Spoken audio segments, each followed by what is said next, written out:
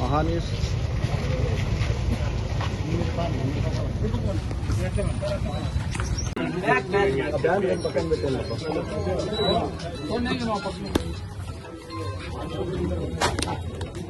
చూడండి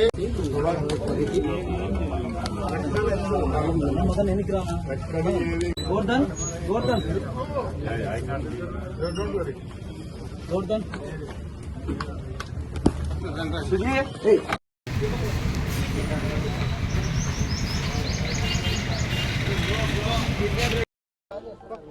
అందరికీ నమస్కారం. ఎస్పెషల్గా ప్రెస్ వాళ్ళకు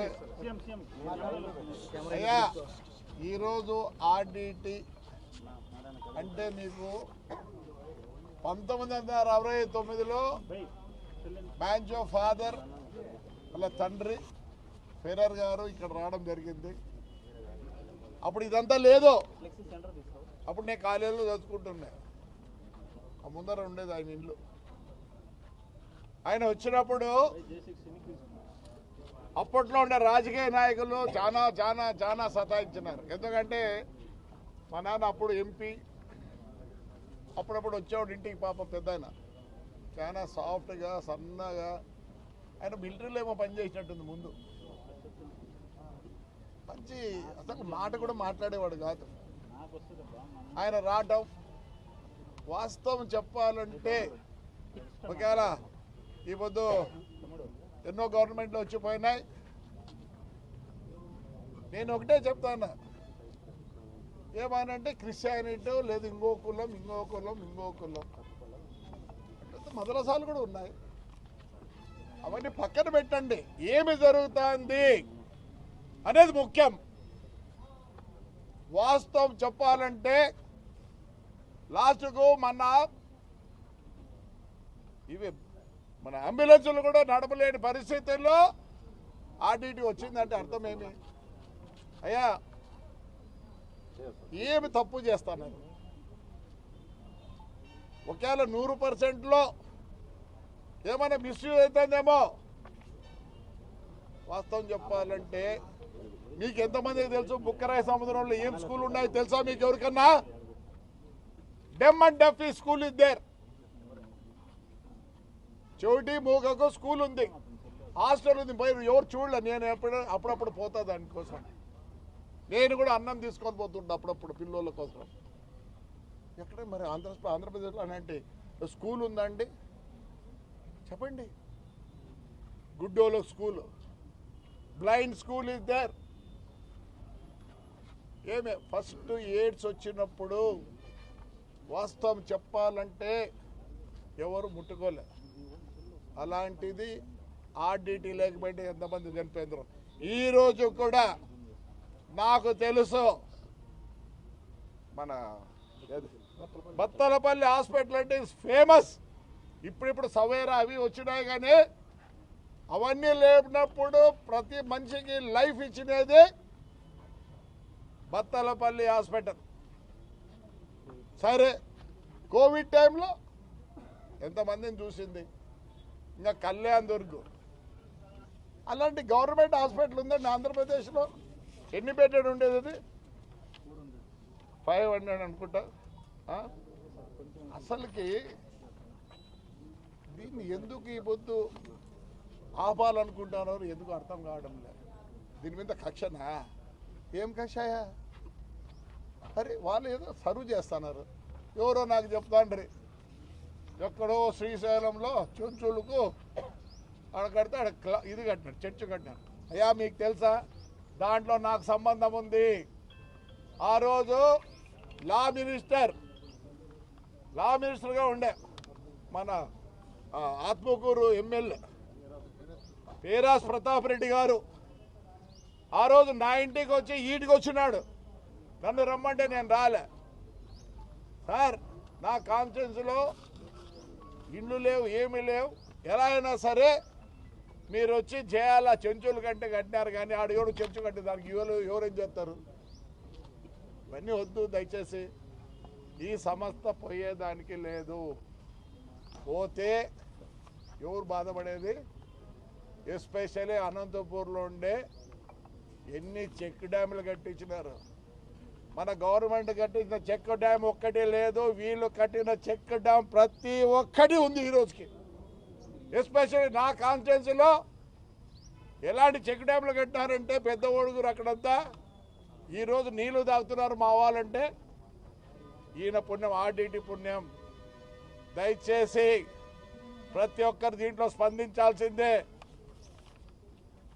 పార్టీ వైజ్ చెప్తా, జగన్ పీరియడ్లో అందరు గజగజగజాలు ఆడినారు, కానీ ఆ రోజు ఆయన పాదయాత్రలో వస్తే లోపల వచ్చి మీటింగ్ పెట్టినాడు. అంటే వీళ్ళకు రాజకీయం కూడా లేదు, ఎవరు వచ్చినా ఒకటే, ఎలా ఉన్నా ఒకటే. కానీ ఈ సంస్థ పోయిందంటే మటుకు దయచేసి చెప్తానా, అనంతపూర్ డిస్ట్రిక్ట్కు లాసు. ప్లీజ్ దయచేసి ప్రతి ఒక్క అనంతపూర్లో డిస్ట్రిక్ట్ ఉండే ప్రతి ఒక్కరు దీన్ని కాపాడుకోవాలి. మనమందరం నాయకులు మాట్లాడుకొని ఖచ్చితంగా చంద్రబాబు నాయుడు లోకేష్ బాబు దగ్గర పోయి ఢిల్లీ వరకు పోవాల్సిన పరిస్థితి. నష్టపోయేది అనంతపూర్ ప్రజలు. దయచేసి చెప్తున్నా, అసలు స్టేడియాలు ఏడున్నాయా? ఇప్పుడుండే ఎక్కడైనా ఒక స్టేడియం ఉందా చెప్పండి? ఆ విశాఖపట్నంలో ఒక స్టేడియం ఉంది. ఇక్కడ నాదల్ అంటే ఆయన టెన్నిస్ ప్లేయర్, పెద్ద అతను వచ్చి ఇక్కడ ట్రైనింగ్ ఇస్తున్నాడు. మడకసిరిలో మొన్న మొత్తం గేమ్స్ పెట్టేదానికి ఒక యూనిట్ పెట్టాను. నేను అడిగిన, కొంచెం మా ఊర్లో పెట్టంటే నీ ఊరు బాగుంది పో, ఇలానే నీ ఊరు బాగుంది పో. మడకసిరిలో ఏంది లేదన్నా, కనీసము బ్యాటు బాల్ అంటే కూడా తెలియదు, ఫుట్బాల్ అంటే తెలియదు, హాకీ అంటే తెలియదు. అక్కడి నుంచి నేను ఇంప్రూవ్ చేయాలన్నాడు. చెప్పండి, స్టేడియం ఉందా అనంతపురానికి? ఈ స్టేడియం లేకపోతే ఈరోజు ఆ సల్దానా స్టేడియం ఎవరిది ఏమనంటే పోలీసు వాళ్ళు అంటారు. నిన్న మొన్నటి వరకు వాలీబాల్ ఆడుతున్నారు. ఏం చేసినాడు ఆయన? ఎవరు కొత్త నుంచి ఇన్ఛార్జ్ వచ్చినాడంటే దాన్ని ఎత్తేసినాడు. అది ఎత్తేసి ఆడికి వచ్చింది మళ్ళీ ఆర్టీటీనే వాలీబాల్ ప్లేయర్లకు ఇది చూపిస్తుంది. దయచేసి ప్రతి ఒక్కరు ముందుకు రావాల్సిందే. నష్టపోతాం, అనంతపూర్ ప్రజలు నష్టపోతారు. దయచేసి అందరూ ముందుకు రండి. అసలుగా ఆర్టీటీ సంస్థతో బాగుపడిన వాళ్ళు ప్రతి ఒక్కరిని నేను ఇంటింటికి పోయి పిలుచుకొని వచ్చి దీన్ని సంస్థ నిలబెట్టాలి. మనకు రాజకీయంతో అవసరం లేదు అయ్యా. బీజేపీ, వైఎస్ఆర్, తెలుగుదేశం, కమ్యూనిస్టు అందరూ మీరెవరో ముందుకు వచ్చి దీన్ని ఎలా తీసుకెళ్లాలా ముందుకనే ఇది మనం మాట్లాడుకోవాల్సిన తరుణం వచ్చింది. ఈ నిజంగా నాకు తెలుసు ఆర్డీటీ వాళ్ళు శ్రీలంక, నేపాల్ కూడా అప్లై చేశారు 2 years బ్యాకే.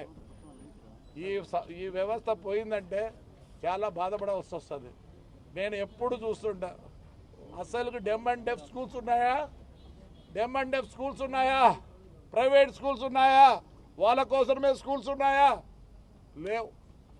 అందుకే నేను కూడా ప్రతిదీ ఎన్ని ఇండ్లు కట్టించినారు. అసలుకి నేను ఎప్పుడన్నా ఊర్లు లేకపోతే టెంకాయ చెట్లు కనిపిస్తాయి. ఓహో, ఇక్కడ ఆర్టీటీ వాళ్ళు ఇల్లు కట్టించారు. వాళ్ళు ఇల్లు కట్టిస్తే ఇల్లుతో పాటు చెట్టు కూడా వేస్తారు. ఈ వ్యవస్థ పోకూడదు, ఆర్టీటీ ఉండాలా. మరి అందరూ ప్రతి ఒక్కరు దీంట్లో కలిసికట్టుగా ముందుకు పోవాలనుకుంటే, ఆర్టీటీ ఉండాలనుకుంటే మనలో ఉంది. దయచేసి నేను సిపిఐ ఎవరో మన మీటింగ్ పెట్టారు, నేను లేదు అటెండ్ అయిందో. సార్ దయచేసి no politics, we have to save RTT, it should stay here only. పోయిందంటే నష్టపోయేది అనంతపూర్ ప్రజలు. అసలు వాళ్ళ స్కూల్ బిల్డింగ్స్ అవన్నీ చూద్దామండి ఎలా ఉంటాయి, వాళ్ళ డామిటరీస్లు ఎలా ఉన్నాయి చూస్తురండి. మనకు ఎన్నో హాస్టళ్ళు ఉన్నాయి, ఏమో ఉన్నాయి.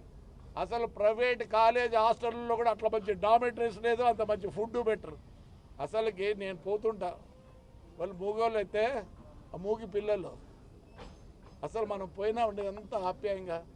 ఇంకా బ్లైండ్ వాళ్ళు డ్యాన్సులు చేస్తారు, చూసిన వీళ్ళు అది అన్ని ప్రాక్టీస్ చేపిస్తారు బ్లైండ్ వాళ్ళతో. ఇంకా చెట్లు అంటారా, లక్షల చెట్లు నాటినారు తాడిపత్రిలో. వాస్తవం చెప్పాలంటే ప్రతి రోడ్లో ఇప్పుడు ఉండేటివి, మధ్యలో ఉండే రోడ్లో ఉండే ప్రతి చెట్టు ఆర్డిటీ చేసినారు. మనం ఈ వ్యవస్థను పోగొట్టుకోకూడదు.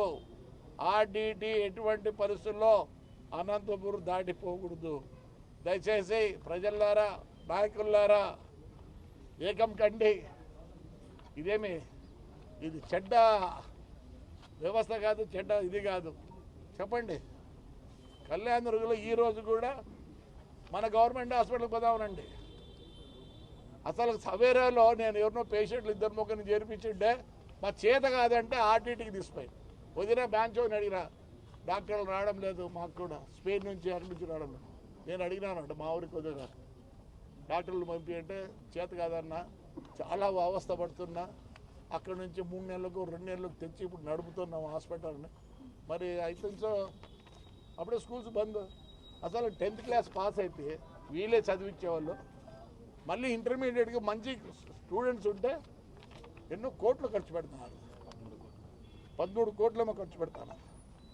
అంటే ఇక్కడ పాస్ అయ్యి నారాయణలో చేరాలా, వీళ్ళు చదివిస్తున్నారు. ఈ సంస్థను పోగొట్టద్దండి. ఈ ఆర్టీటీ పోనా అంటే నష్టపోయేది అన్నముత్తూరు ప్రజలు. ఫస్ట్ డ్రిప్యూసి కూడా తెచ్చింది ఆర్టీటీనే. ప్రతిది ఒక్కటి ఫారం పాయింట్స్, దానికి కావాల్సిన ప్లాస్టిక్ ఇవి. అసలు చెక్ డ్యాముల వల్ల ఎంతమంది బాగుపడినారో రైతాంగం నాకు తెలుసు. ఎందుకంటే మేము కూడా వర్షాపాతంతోనే బతికేవాళ్ళం. కానీ వీళ్ళ చెక్ డ్యామ్ నాకు తెలిసి సద్దెల దగ్గర, ఒక్క సద్దెల దగ్గరే 18-19 కట్టినారు. ఆ చుట్టుపక్కల. ఎందుకంటే ఆ కొండల్లో నుంచి వచ్చే నీరునంతా ఈ పొద్దు. అందుకే మా బావుల్లో నీళ్ళు ఉన్నాయంటే ఈ వ్యవస్థ వల్లనే. సో నేను ఒకటే అందరినీ కోరుతున్నా, ప్రతి ఒక్కరు ముందుకు రండి, ప్రతి ఒక్కరు ముందుకు రండి. చింతలాయపల్లిలో అయితే అసలు నీళ్ళు లేవు, ఆ కొండల్లో వచ్చి పోతాండే. వీళ్ళు వచ్చి కట్టినారు. ఈ పొద్దు 3 పూట చెనిక్కాయ ఎత్తుకొని చెనిక్కాయ పట్టిస్తున్నారు. అన్నీ మన తాడిపత్రి కాన్స్టిట్యూన్సీలో బ్రహ్మాండం, కళ్యాణదుర్గం, ఉరవకొండ, రాయదుర్గంలో బ్రహ్మాండంగా చేసినారు. మాకనే ఎక్కువ చేసినాం. ప్రజలారా పోగొట్టుకోకూడదు. మనం దీని గురించి మాట్లాడి ఒక ఉద్యమం చేయాల్సి వస్తుందేమో. ఎందుకు మంచికి ఉద్యమం చేయాల్సి వస్తుందేమో. మీరు కూడా అందరు ప్రతి ఒక్కరు పాల్గొనండి. కానీ ఏమి నష్టం వచ్చింది చెప్పండి? ఈ వ్యవస్థ వల్ల ఏమైనా ఎవరికైనా నష్టం వచ్చిందా? ఎవరికి నష్టం లేదు, అందరూ బాగుపడ్డారు. ఈ ఊళ్ళో టెన్నిస్ అంటే తెలియదు, క్రికెట్ అంటే తెలియదు. క్రికెట్కి ఇండియన్ టీమ్, యంగ్ బాయ్స్ టీంకి ఎప్పుడు సెలెక్ట్ అవుతున్నారు. ఖోఖో అంటే తెలియదు. అసలు మీకు తెలుసా, కబడ్డీకి ఇక్కడ ఉన్నంత ఎక్విప్మెంట్ ఎక్కడ లేదు. నేను మన లేడీస్ ఇండియన్ టీం ఇది పెడితే ఇక్కడ నుంచి వచ్చిన ఎక్విప్మెంట్, రబ్బర్ మ్యాట్స్ అవి ఎక్కడ లేవు. ప్రతి ఎక్విప్మెంట్ ఇది ఉంది. మీరు నేమ్ ఇట్ ఈస్ దేర్. ఒక గవర్నమెంట్ వ్యవస్థలో లేనివన్నీ ఇక్కడ ఉన్నాయి, గవర్నమెంట్ చేయలేనివన్నీ ఇక్కడ చేస్తున్నారు. సో దయచేసి నేను రిక్వెస్ట్ చేస్తాను, దయచేసి అనంతపురం ప్రతి ఒక్కరు దీన్ని ఒక మూమెంట్గా తీసుకుపోవాలా. మేము కూడా అందరినీ నాయకులను కలుస్తా. చంద్రబాబు నాయుడు ఇదంటే మన స్టేట్లో అయితే ఇవాళ చేపించిందేమో, ఇది సెంట్రల్ గవర్నమెంట్తో కొద్దిగా సంబంధాలు ఉన్నాయి. కాబట్టి we're going to request our Chandrababu Naidu and Lokesh. Chandrababu నాయుడుకి బాగా తెలుసు ఆర్డిటీ గురించి, చాలామందికి తెలుసు ఆర్డిటీ గురించి. మరి అనంతపురం ప్రజలు అందరితో మాట్లాడి ఇది బయటికి జారిపోకుండా చేసుకోవాలి. వాళ్ళకేముంది, వద్దంటారు. చెప్తున్నా కదా, Nepal, Ceylon already they are calling them. వీలుంటే డెవలప్ అవుతుంది. ఇది డ్రాట్ పోన్ ఏరియా, ఏమీ తెలియని ఏరియా. అలాంటిది కళ్యాణదుర్గలో మీరు చూడుకోండి ఎలా ఉంటుందో. ఈ పొద్దు చదువు వస్తుంది, డిసిప్లిన్ వస్తుందంటే ఒక ఆర్డిటి స్కూల్లోనే డిసిప్లిన్ ఉండేది, వేరే ఎక్కడ డిసిప్లిన్ లేదు. అందుకోసం నేను ఒకటే రిక్వెస్ట్ చేస్తాను అనంతపురం ప్రజలకి, sir we see that it doesn't go anywhere, ఇక్కడే ఉండాలా. ఎలా అయినా సరే మనం అందరం ప్రతి ఒక్కరు, నాకు తెలిసి ఆర్డిటిలో 69 నుంచి ఎంతోమంది చదువుకున్నారు, ఎంతోమంది మంచి పొజిషన్లో ఉన్నారు. మరి ఇది మనకు దీని వరం అన్న, దేవుడి వరం ఇది, నిజంగా దేవుడు ఇచ్చిన వరం. ఆ రోజు ఇక్కడికి వచ్చినాడు అంటే, ఆయన పెద్ద ఆయన వచ్చినాడు అంటే అర్థం ఏమి, దేవుడు పంపించినాడు ఆయన్ని. అయ్యా పో, చాలా కష్టాల్లో ఉన్నారు ఈ డిస్టిక్ అని చెప్పి ఆ రోజు ఆయన్ను ఆ దేవుడు పంపించినాడని నేను అనుకుంటున్నాను. సో మీ అందరికీ నమస్కారం.